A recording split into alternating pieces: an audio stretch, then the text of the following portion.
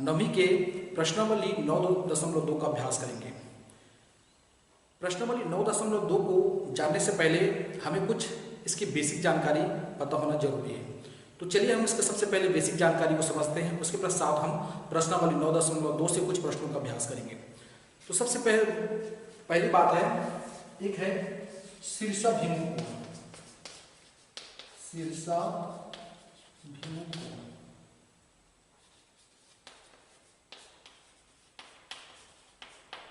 इसको समझना है। शीर्षाभिमुख कोण क्या है? देखिए, मान लो कोई दो रेखा किसी बिंदु पर एक दूसरे को प्रतिच्छेद करते हैं, ठीक है, इसको हम कहेंगे प्रतिच्छेदी रेखा। जब भी कोई दो रेखा एक दूसरे को किसी बिंदु पर प्रतिच्छेद करते हैं तो उसको हम कहते हैं प्रतिच्छेदी रेखा। और ये है जो बिंदु बन रहा है, तो इसमें इस प्रकार से करने पर हमें 4 कोण बनता है। देखिए, कोण 1, 2, 3 और ये 4। इस प्रकार से करते हैं तो आमने सामने जो सम्मुख कोण है, 2 का सम्मुख कोण 4 कहलाएगा और 1 का सम्मुख कोण 3 कहलाएगा। उसके जो शीर्ष के बिल्कुल सामने में जो कोण बनता है उसे कहेंगे हम शीर्षाभिमुख कोण। और एक चीज याद रखना, शीर्षाभिमुख कोण हमेशा बराबर होते हैं, ये बिल्कुल याद रखना है। आगे आपके प्रश्नावली में बहुत काम आने वाला है। शीर्षाभिमुख कोण हमेशा बराबर होते हैं, अर्थात कोण 1 बराबर कोण 3 होगा और कोण 2 बराबर कोण 4 होगा। इसको याद रखना है। अब अगली बात है, मान लो 2 समांतर रेखाओं को, चलो यहां पर मैं करता हूं। मान लो 2 समांतर रेखा है। समांतर रेखाओं के बारे में हम पढ़ चुके हैं कि वे 2 रेखाएं जो एक दूसरे को कभी नहीं काटते हैं, उसे हम कहते हैं समांतर रेखा। 2 समांतर रेखाओं को कोई तिर्यक छेदी रेखा इस प्रकार से मान लो काट रहा है,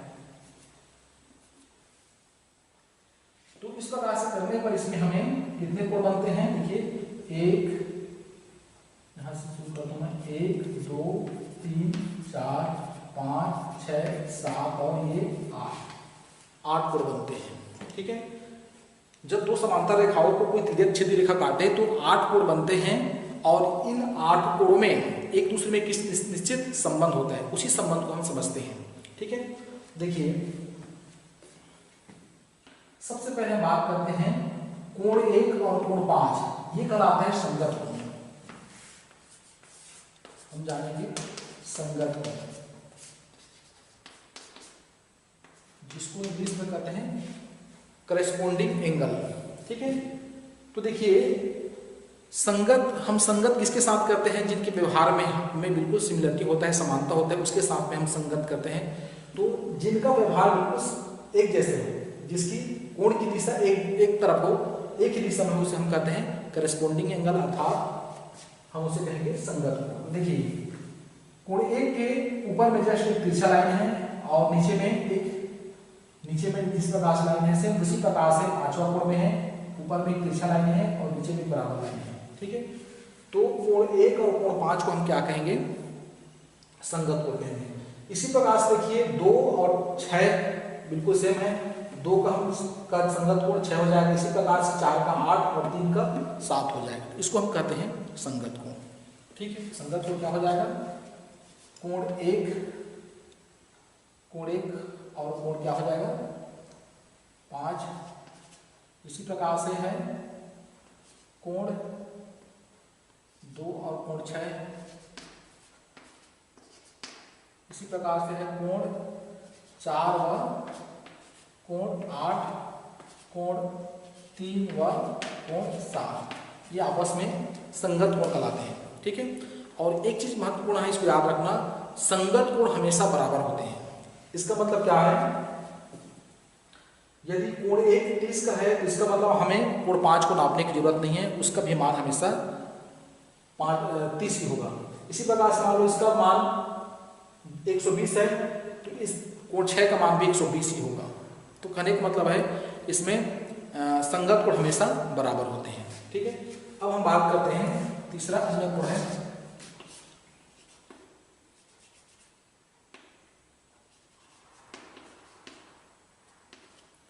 अंतःकोण और एक होता है बाह्य कोण।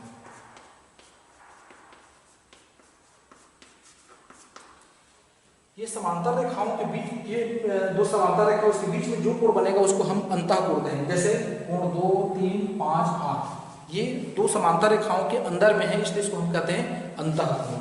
ये अंतःकोण क्या क्या है? कोण 2, कोण 5, कोण 3 और कोण 8, इसको हम कहेंगे अंतःकोण। इसी प्रकार से बाह्य कोण में क्या क्या आ जाएगा? कोण 1, कोण 6, कोण 4 और कोण 7, ये कहलाएगा हमें बाह्य कोण। ठीक है, तो दो समांतर रेखाओं के बाहर में जो कोण बनेगा उसको हम बाह्य कोण कहेंगे, और दो समांतर रेखाओं के अंदर में जो कोण बनेगा उसे हम अंतःकोण कहेंगे। ठीक है, अब इसमें आता है एकांतर कोण। ठीक, मैं यहीं पर इसको आगे बताता हूं। अंतः एकांतर कोण।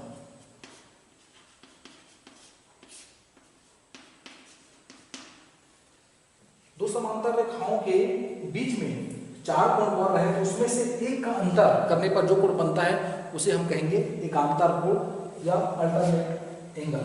ठीक है, देखिए 2 से हम चालू करते हैं, 2 के बाद में 5 है, 5 के बाद में 8 है, 2 के बाद एक अंतर करते तो 8 आ रहा है, तो 2 का एकांतर कोण 8 कहलाएगा। इसी प्रकार से 3 का एकांतर कोण 5 कहलाएगा, अर्थात अंतः एकांतर कोण कहेंगे। अंतः एकांतर कोण में कौन कौन है? कोण 2 व कोण 8, इसी प्रकार से कोण 3 व कोण 5, ये अंतः एकांतर कोण कहलाएंगे। और इसमें भी याद रखना, अंतः एकांतर कोण हमेशा बराबर होते हैं, अर्थात जितना कोण 3 होगा उतना ही कोण 5 होगा, जितना कोण 2 होगा उतना ही कोण 8 होगा। ये बिल्कुल याद रखना है। इसी प्रकार से होता है बाह्य एकांतर कोण। बाह्य एकांतर कोण, बाह्य एकांतर कोण में देखिए, अगर अंदर के वाले कोण को छोड़ देते हैं तो 1, 6, 7, 4, इस पर बात करते हैं, तो 1 का अंतर 6 करके हम 7 को लेते हैं, तो 1 और 7 क्या कहलाएगा? एकांतर कोण। इसी प्रकार से 4 का एकांतर कोण 6 कहलाएगा।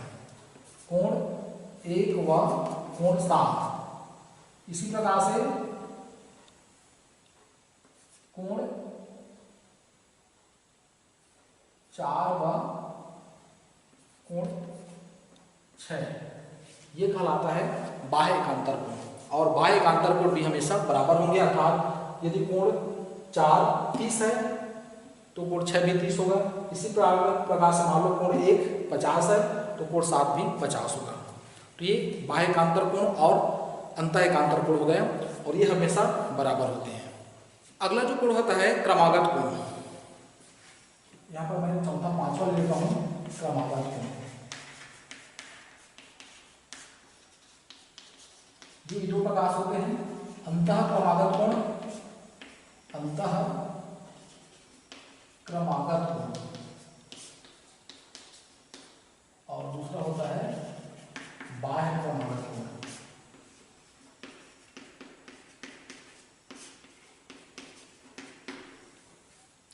जैसे कि नाम से स्पष्ट है, क्रमागत, क्रम से आने वाले जो कोण है उसको हम कहेंगे क्रमागत कोण। तो देखिए अंतः क्रमागत कोण कहने का मतलब है, देखिए अंदर वाला जो कोण है 2 के जस्ट बाद में कौन आ रहा है? 5 आ रहा है, तो 2 और 5 हम क्या कहेंगे? अंतः क्रमागत कोण। इसी प्रकार से 3 और 8 को हम क्या कहेंगे? अंतः क्रमागत कोण। ठीक है, अंतः क्रमागत कोण में क्या क्या आ जाएगा? कोण 2 व कोण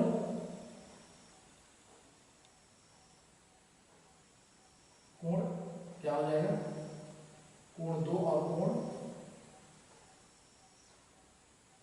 5, और इसी प्रकार से कोण 3 व कोण 8, इसको हम कहेंगे अंतः क्रमागत कोण।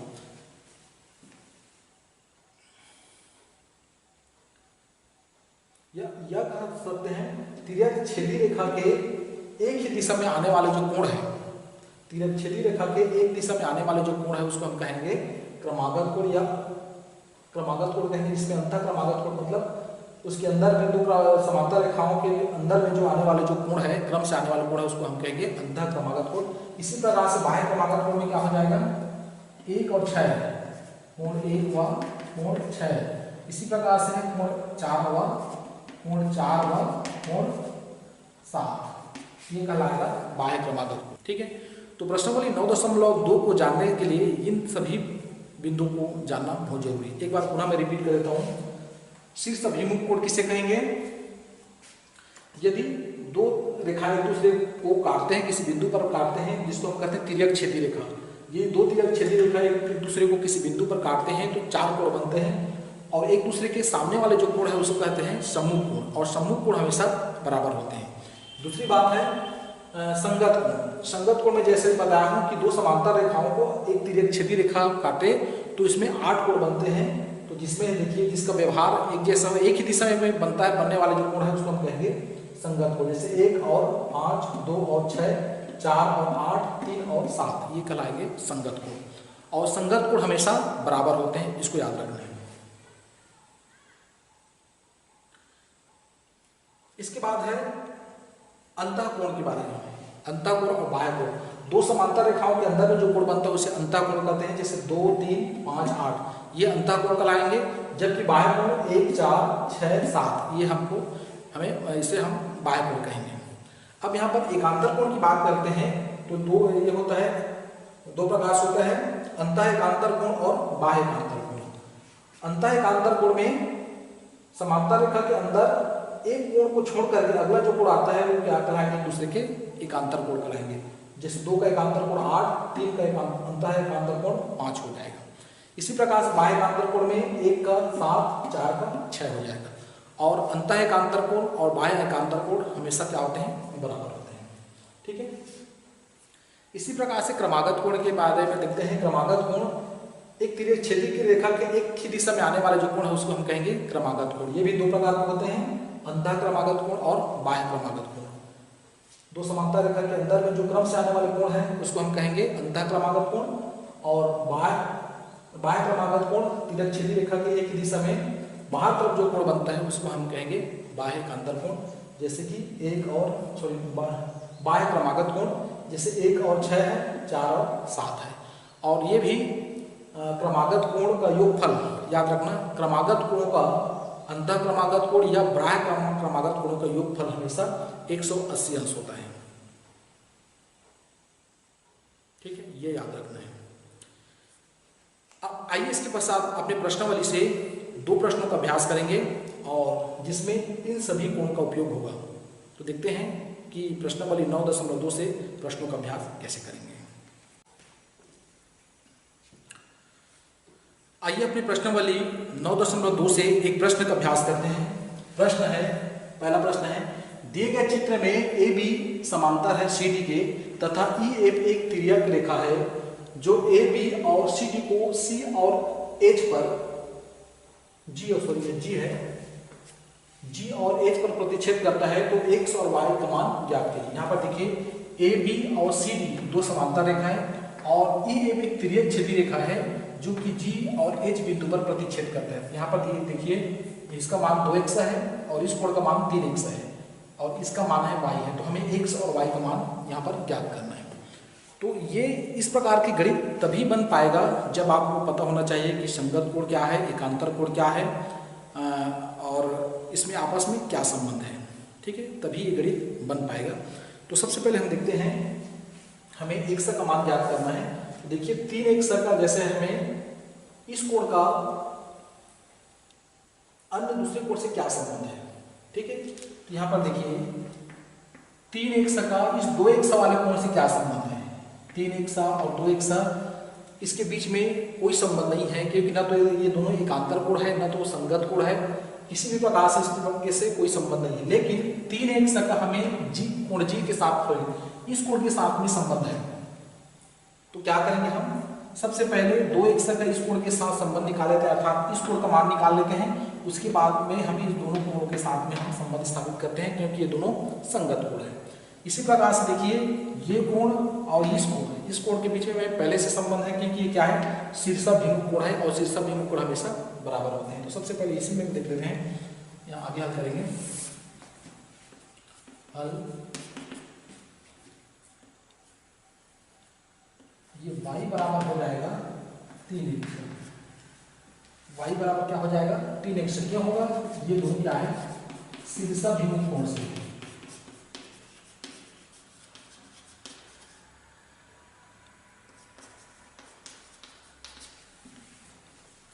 यदि दो रेखा एक दूसरे को प्रतिच्छेद करते हैं तो वहां पर क्या होते हैं, दो जोड़ा शीर्षाभिमुख प्राप्त होता है और शीर्षाभिमुख कोण हमेशा बराबर होते हैं, इसलिए y 3x के बराबर होगा तो y बराबर हो जाएगा 3x।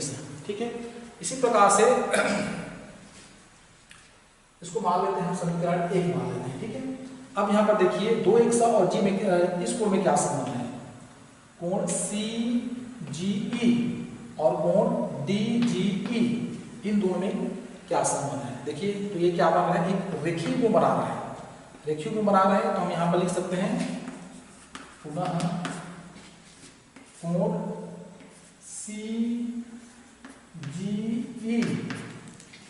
CGE प्लस कोण क्या हो जाएगा DGE बराबर होगा 180 अंश। क्या होगा, क्योंकि ये क्या है, रेखीय युग्म है, एक रेखीय युग्म बना रहा है और रेखीय युग्म का योगफल कितना होता है, आसन्न कोणों का योगफल कितना होता है 180 अंश, अर्थात इन दोनों मिलाकर कितना हो जाएगा 180 अंश। ठीक है, तो DGE का मान, इसका मान दिया है 2x दिया है, प्लस कोण DGE बराबर 180।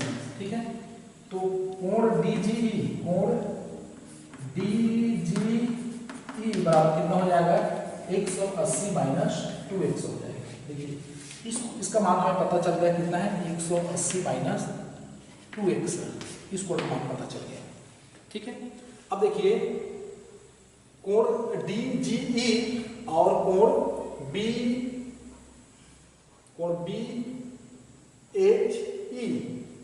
BHE, ये दोनों कोण क्या है, संगत कोण है, और संगत कोण बराबर होते हैं, तो क्या हो जाएगा, कोण DGE बराबर होंगे कोण BHE,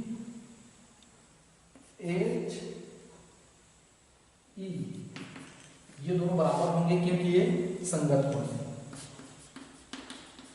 संगत कोण से दोनों बराबर हो जाएंगे। इसका हम बराबर कर देते हैं। देखिए इसका मान है, DGE का मान है 180 माइनस 2x बराबर BHE का मान पहले से दिया है 3x। ठीक है, तो हम पक्षांतर कर देते हैं तो 180 अंश बराबर हो जाएगा, इसको घर ले जाते हैं तो हो जाएगा 3x धन 2x, तो ये दोनों मिलाकर 5x हो जाएगा, 5x बराबर हो जाएगा 180। तो x बराबर कितना हो जाएगा, 180 में हम 5 को भाग देते हैं तो 5 3 15 और 5 6 30, तो 36 अंश प्राप्त हो रहा है। x का मान कितना हो गया 36 अंश। तो y का मान कितना हो जाएगा, इसमें हम मारा करते हैं समीकरण में, इसको हम मारते हैं समीकरण 1 में मान रखने पर, इसका मान रखेंगे 1 का मान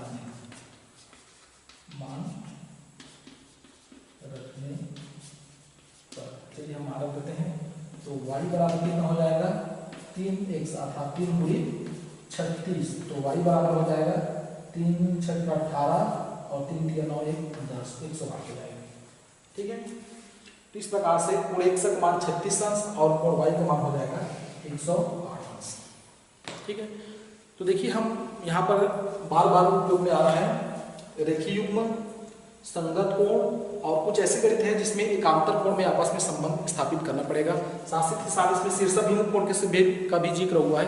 तो ये सभी कोणों को अगर आप अच्छी तरह समझ लेते हैं तो प्रश्नावली 9.2 के गणित बनाना बहुत आसान रहेगा। तो आइए इस प्रश्नावली से एक और प्रश्न का अभ्यास करते हैं और जानते हैं कि इस गणित को हम किस प्रकार से हल करेंगे। आइए इसके पश्चात प्रश्नावली 9.2 से एक और प्रश्न का अभ्यास करते हैं। प्रश्न 3 है, दिए गए चित्र में यदि AB समांतर है CD की, AB और CD दिया है, ये दोनों समांतर है तथा EF लंब है CD पर, EF जो लंब है यहाँ पर है CD पर लंब है, और कोण जीईडी अर्थात जीईडी इसका मान है 126 अंश है। तो कोण एजीई अर्थात इस कोण का मान कोण जीईएफ इस कोण का मान और कोण एफजीई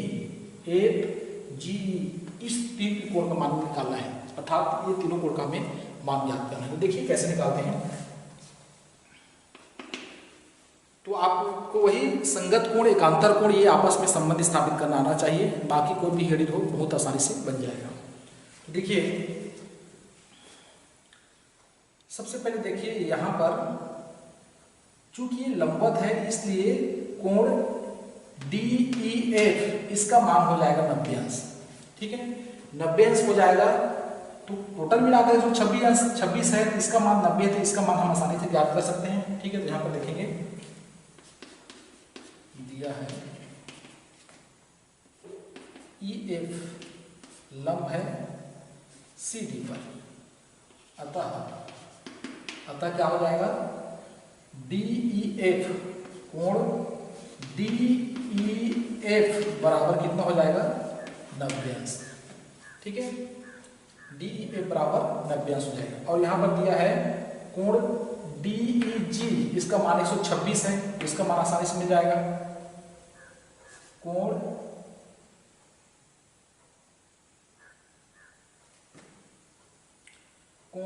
GEF प्लस कोण DEF ये दोनों कितना दिया हुआ है 126 अंश। ये कहां से पता चला दिया है।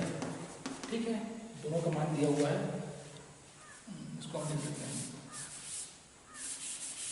ये दोनों का मान कितना हो जाएगा कोण DEG के बराबर, कोण DEG। GEF हमें ज्ञात करना है, कोण GEF प्लस DEF का मान 90 अंश है, 90 अंश है। और DEG का मान पहले से दिया है 126 अंश। ठीक है, तो यहां पर हम निकालेंगे कोण GEF बराबर कितना हो जाएगा, पक्षांतर कर देते हैं तो 126 माइनस 90 हो जाएगा। तो ये हो जाएगा कोण GEF घटा देते हैं तो ये 6 का 6 हो गया और ये हो जाएगा 36 अंश। 6 का 6 हो गया, 12 में से 3 गया तो 12 में से 9 गया तो 3, तो इस प्रकार से 36 अंश। तो ये जो कोण प्राप्त हो जाएगा हमारा ये हो जाएगा 36 अंश।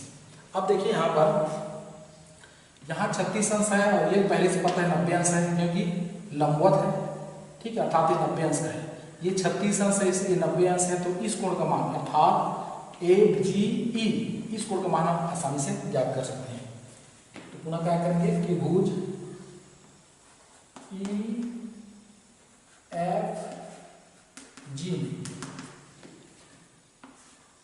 कौन कौन से कोण है, कोण EGF प्लस FGE, कोण FGE प्लस कोण EFG, कोण EFG।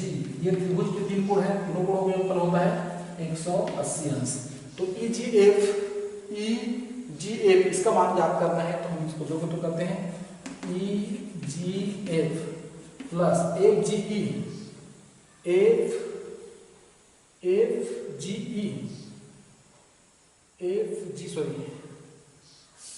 यहाँ पर यहाँ पर थोड़ा मिस्टेक है, EGF ये हो गया और इसको GFE करेंगे, इसको एक हो गया, इसका मान है GEF, इसको करेंगे GEF। ठीक है, GEF इसका मान है, इसको तो कर देते हैं EGF। कितने होंगे प्लस जी ई एफ का मान है 36 है प्लस ई एफ जी इसका मान है 90 अंश क्योंकि संपूर्ण है तो सभी को जोड़ते हैं प्राप्त हो रहा है 180 अंश। ठीक है, पक्षांतर कर देते हैं तो कोण ई जी एफ बराबर हो जाएगा 180 अंश माइनस ये दोनों जुड़कर उधर चला जाएगा तो कितना हो जाएगा ये 6 और 9 3 12 126।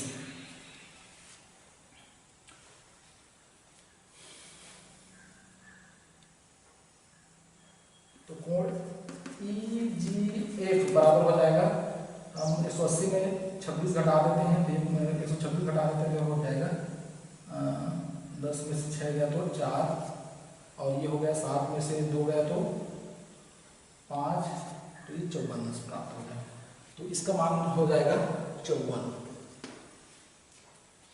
ठीक, बच गया हमारा कोण ए जी एफ। कोण ए जी एफ का मान निकालना है तो देखिए कोण ए जी एफ और कोण ए जी ई ये दोनों क्या है रेखीय युग्म है।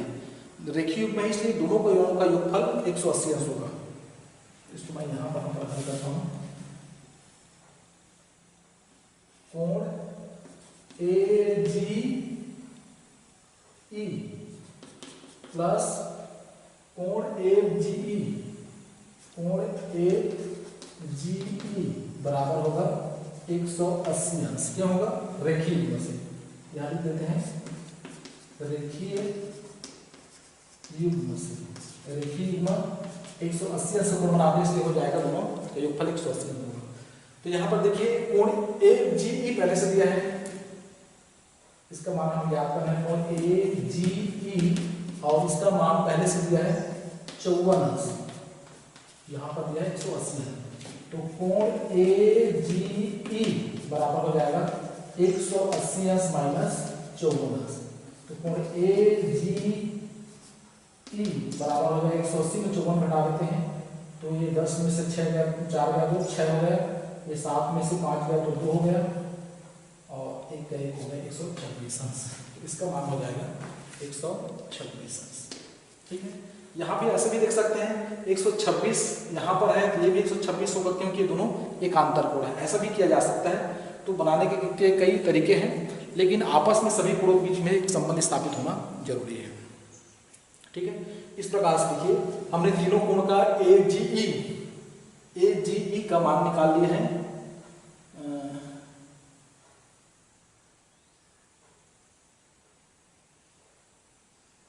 अभी निकाले ए जी का मान 126 अंश और ए जी ई या ई जी एफ ये प्राप्त हुए 54 और जी ई एफ का मान निकाले हैं 36। तो ये तभी सभी मान प्राप्त हो गए। इसी प्रकार से कोई भी गणित हो आपको सभी कोणों के बीच में एक निश्चित संबंध होता है, वो संबंध स्थापित करने आना चाहिए, बाकी कोई भी गणित हो बन जाएगा। मुझे आशा है कि आप सभी को ये गणित समझ में आ गया होगा और इस प्रश्नावली से कोई और गणित अगर आपको डाउट है तो मेरे कमेंट बॉक्स में लिखिए, मैं उसका जवाब दूंगा। यदि ये वीडियो आपको अच्छा लगा हो तो मेरे चैनल को सब्सक्राइब अवश्य करें।